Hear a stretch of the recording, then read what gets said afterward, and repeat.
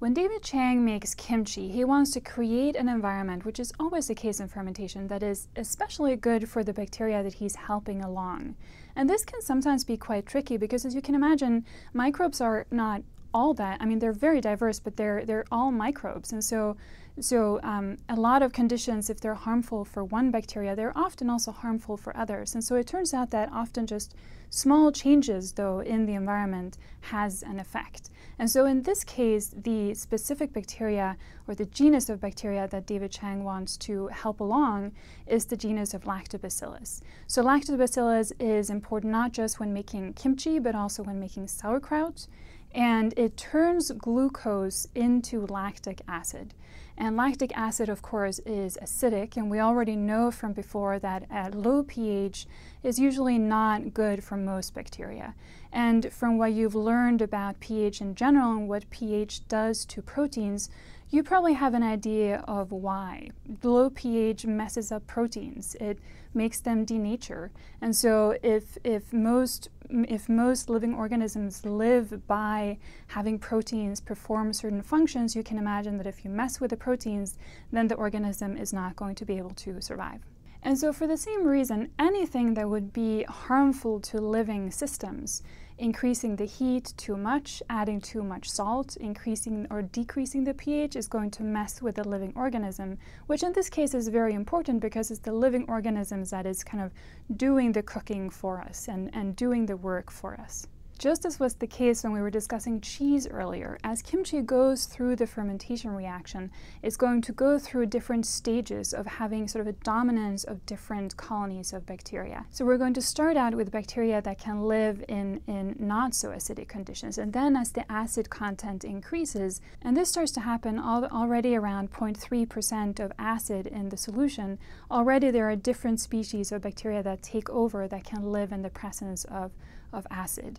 And these are mostly Lactobacillus bacteria. Lactobacillus is the genus, and so over time there's going to be different species of these taking over that can live at increasing acid concentrations, going all the way up to 2–3% of acid, which is actually not a lot, but it's enough so that these bacteria can live there, but others cannot. Some of these bacteria are going to be turning glucose into one glucose molecule into two lactic acid molecules, and others are going to turn one glucose molecule into carbon dioxide and ethanol and also one lactic acid molecule. So there is some difference in how the metabolism happens, but in all cases there's lactic acid produced.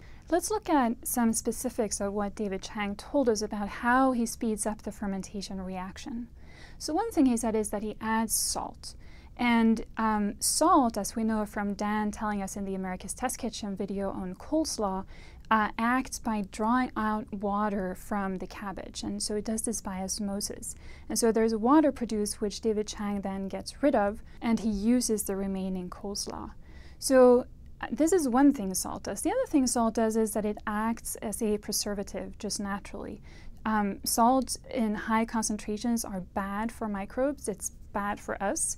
And somewhere around 20% completely kills microbes, but just a small amount is going to be enough to limit the growth of a lot of bacteria. So lactobacillus are able to withstand salt a little bit better than other yeasts and molds, and so this is why they can live in this environment. Dave also added sugar. If he had not added sugar, the first step that would have to happen would be that the carbohydrates in the cabbage would have to be broken down to glucose, which is then the energy source that the bacteria can utilize. And so if you add some sugar to begin with, which is just sucrose, fructose, and glucose together, then the glucose is much more easily available. And so you kind of give this community sort of a Kickstarter meal to start out with, which then makes them grow and multiply, and it then is able to sort of take over and break down the carbohydrates more quickly. And so over time, you're then speeding up the fermentation. The last thing that Dave stressed very much, that he really wanted to press down on the cabbage to make sure that all the air disappeared. And based on what we know on how important it is to have oxygen either present or not present, and you know that this particular reaction depends on there not being any oxygen present.